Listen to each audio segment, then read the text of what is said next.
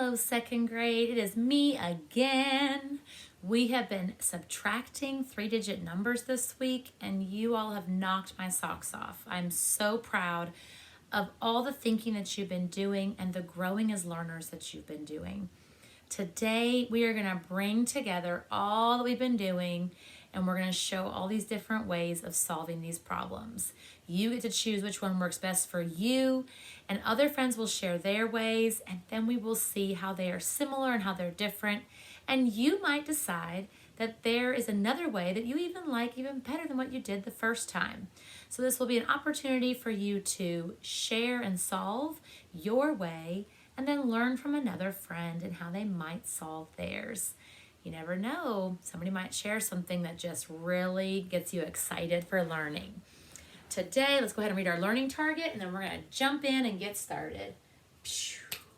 I can subtract 3-digit numbers using place value. Every other day this week, I've given you a really specific strategy that we're going to be using. Today, I have no strategy I want you to focus on, but I do want you to be thinking about the value of each number in their place and using those hundreds, tens, and ones to help you make it easier to subtract. And really think about what we know about numbers, right? One of my challenges for you is to really going to be explaining how you know that it works, right? Whether you're showing it with pictures or using words, we really want to be explaining and justifying our thinking and how we got our answer. Now, both of our problems today are story problems, so you know that I'll be asking you, what do we know and what are we trying to find out, so we can write an equation to match the story to make it easier to solve. Let's take a peek at our first problem. Holly has 368 Pet Pal cards. Dora has 243 cards. How many more cards does Holly have than Dora? Ooh, oh, those how many mores, those comparison problems. Holly has 368 Pet Pal cards. Dora has 243. How many more cards does Holly have than Dora? What do we know, friends? Yeah, we know that Holly has 368 cards. What else do we know? We know that Dora has 243. We want to find out what? We want to find out how many more Holly has than Dora. So if we're trying to figure this out, what could we write as an equation to help us find that? Are we going to add or subtract to find the difference, right? So we're finding out how many more. That's looking for the difference. When we find out the difference, we can add or subtract to find the difference, okay? We can do that. But yesterday, we did that with our number lines, remember? It wasn't that long ago that we were subtracting. We were also adding and writing that equation in a different way, putting those numbers in a different order to help us find the unknown. That was still finding the difference, okay? So when we're finding the difference in a subtraction problem, if we're subtracting, it's going to be where the answer is going to be, right, is going to be on the other side of the equal sign. But if we're adding to find that difference in a subtraction problem, but we're adding to do it, we got to put that unknown in a different spot. So I want you, instead of us writing an equation first to match the story, I want you to show some thinking. I want you to use a model that works best for you and think about whether you're going to add or subtract to find the difference and how you would do that. Whether you're using a number line or base 10, whatever you choose to do is fine with me, but I want you to show me where the difference is. Go ahead, second grade. I'm going to be asking some questions as you go. May go ahead and get started. Where is the 386? Where are Holly's, or 368, I'm sorry, where is Holly's Pet Pal cards in your work? Where are Dora's? So are you adding or subtracting to find your difference? And how can we see that on your number line? With your base 10 blocks, where is Holly's? And how are you showing Dora's? So where's the difference in your model? Are you having to regroup? Why not? Yeah, there's always enough, isn't there? I see you've drawn two sets of numbers. Tell me how this helps you find the difference. Ooh. Friends, as we come together, I do want you to make sure that you're listening to your friends and how they might solve these problems. And have an open mind. Be open to something that somebody else might do to make sense of this and see how you can use it in your own work as you go. So I'm going to start with one of our base 10 models, and we're going to kind of jump around. We're going to do a base 10, we're going to do a number line, then we're going to do another base 10 that might help us see this another way. All right, talk to me about your base 10. What did you do to show Hollies? Okay, so you drew 300, 10, 20, 30, 40, 50, 60, 61, 62, 63, 64, 65, 66, 67, 68. All right, what did you do next? You took Dora's away. So how did you show that you took Dora's away? Took away 200, 10, 20, 30, 40, and took away 3 ones, okay? And you had 100, 20, and 5 left. So you had 125 that you said was the difference, right? That's how many more cards Holly has than Dora. So what equation would you write to match this work? 368. Okay, take away 243 equals 125. Does everybody see how that equation matches this work? They started with the 368 in the base 10 blocks, crossed off 240 and 3, and had 125 left over. So that's where that matches. 368, take away Dora's equals the difference, or what's left, right? Holly's, Dora's, and here's the difference. Okay? Adding or subtracting? Subtracting. So then this friend over here solved it a little different way. Talk to us about what you did. You use a number line. Can I just tell you a secret? I love using the number line to help me compare. I love using the number line to help us compare. So what did you do when you were using the number line? Okay, so we're going to, you said you started with 243, so you started with Dora's, and then what? You're trying to get to Holly's. Okay, and the difference is where? In between. Okay, and so what did you do? Okay, so you jumped 100 and got you to what? 343. Okay, then what did you do? Plus 20 got you to 363. Okay, so 4 plus 20, 4 plus 2 equals 6. Okay, and then what did you do? 1, 2, 3, 4, 5. You had to jump 5 more to get from 3 to 5 to get to 8. And so where's your difference in your work? 125. Is that what they got over here? Yes. Whether you're adding or subtracting, or using that number line, you can be at one side, one person, other person, and that difference is that space between.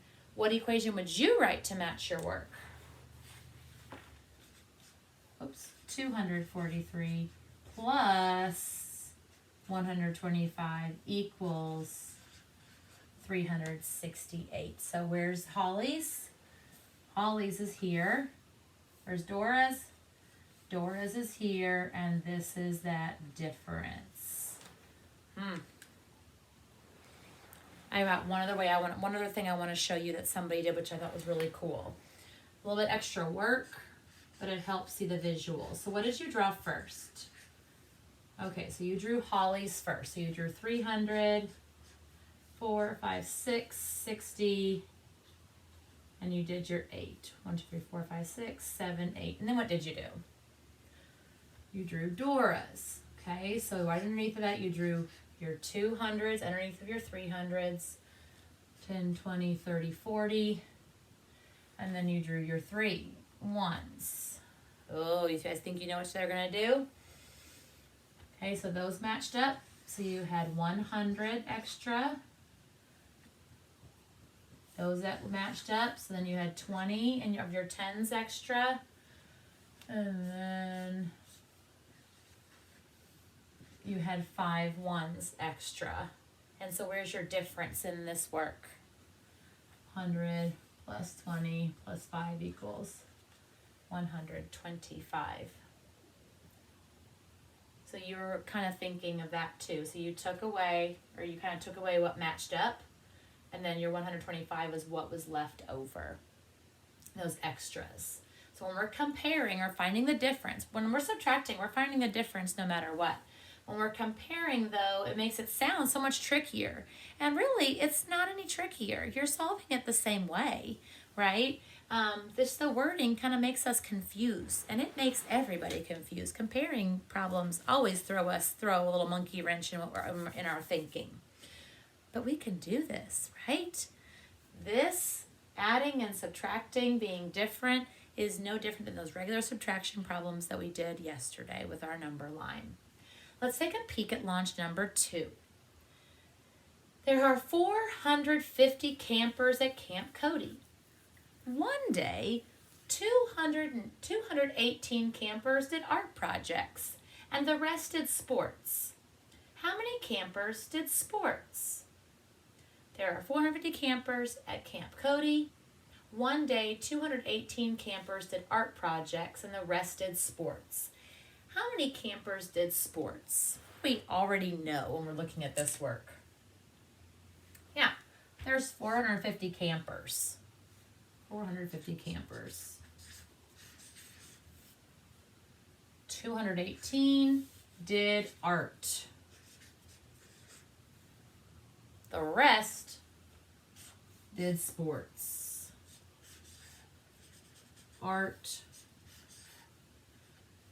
Sports. We don't know what the answer to that one is, do we? What is our whole? Our whole is our 250. These are the campers. Some of them did art. Some of them did sports. But there's 450 campers altogether. How might you use addition or subtraction to help you solve this? And remember, we're finding out how many did sports. Show me how you might solve this work. You may begin. What model are you using? What are you starting with? What are you taking away? And when you take away your kids that did the art, what do you have left? The kids that did sports, and how much is left?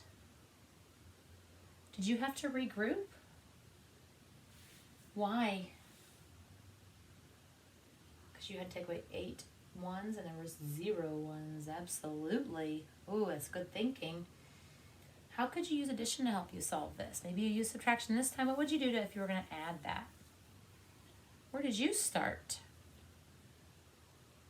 The kids that did art projects, and then what were you trying to get to? The total number of campers. And so how did you get from the kids who did art to the total number of campers? Well, how did you decompose your number to get you to that next one? What was your first jump of? Why 200? Trying to get to what? Awesome. You used just equations. Why did you do that? How did you show that regrouping when you were doing your equations or your expanded form? All right, friends, coming together in 5, 4, 3, 2, no 1, and done. Let's take a minute and think through this work. Again, we're going to start with that base 10 just because it helps give us a visual for that. Where is that? What did you draw first for that base 10? 450. And that 450 represents what? The total number of campers. So here's your campers. And what did you do? We're going to take away the kids that did art. So how do you do that? Why did you have to break up a 10 first? Trying to have, you had 18, right? And you don't have any ones to take away if you just have 450. Do you still have 450 when you have this? 400, 440, and then we have 10 ones, which is 450. Then what did you do? Took away your 200, took away a 10, took away an 8. And what did you have left?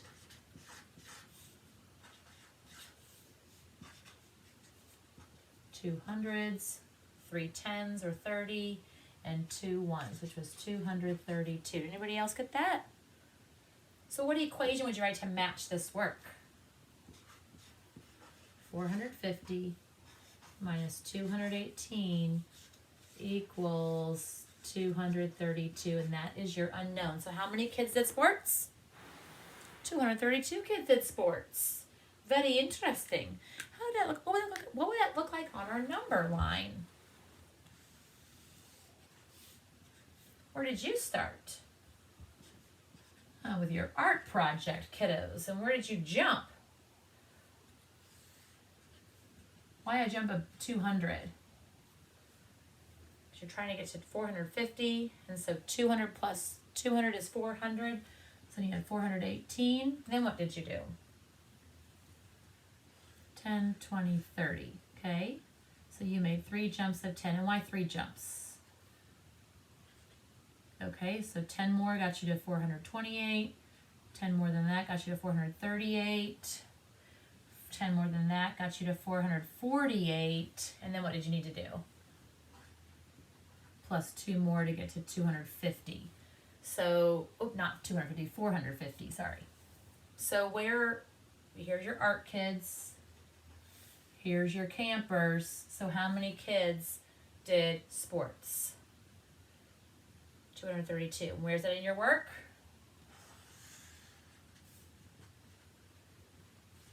There's your 232 in your work. The art kids plus the sports kids gets you to the 450 campers total.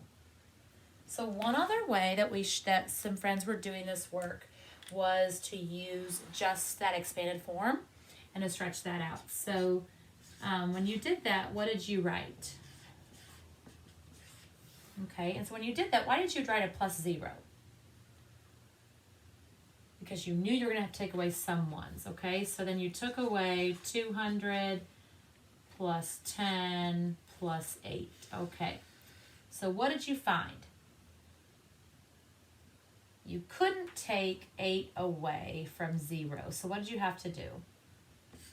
You had to take 10 away from the 50. So instead of 5 10s, now you have 4 10s. Looked like that, didn't it? And now you have 10 ones. And so 10 take away 8 is 2. 40 take away 10 is 30. Or 4 10s take away 1 10 is 30. And then we have 400 take away 200 is 200. And you have 232. What do you notice about all of those ways? So these are very similar, aren't they? It's just using numbers to match the picture. Do you see where the 218 and the 200 are, or all these pieces are? And there's your 200, right? There's your 1 and your 8. Yep, there's your 2 left over, your 3 10s, your 2 10s. So you can see where all of those have very similar 10s and 1s and 100s that are broken up. When we're solving to subtract these 3-digit numbers, remember, decomposing those numbers into hundreds, 10s, and 1s can be extremely helpful when you're doing this because it helps you make sense and break those numbers up into workable parts, right? If you're just trying to take away all of it, it's way too much. So I want to see you decomposing those numbers, whether you're decomposing them using a number line, base 10s, or even your equations. Remember to decompose, make them easier to subtract. Happy solving second grade and great work this week.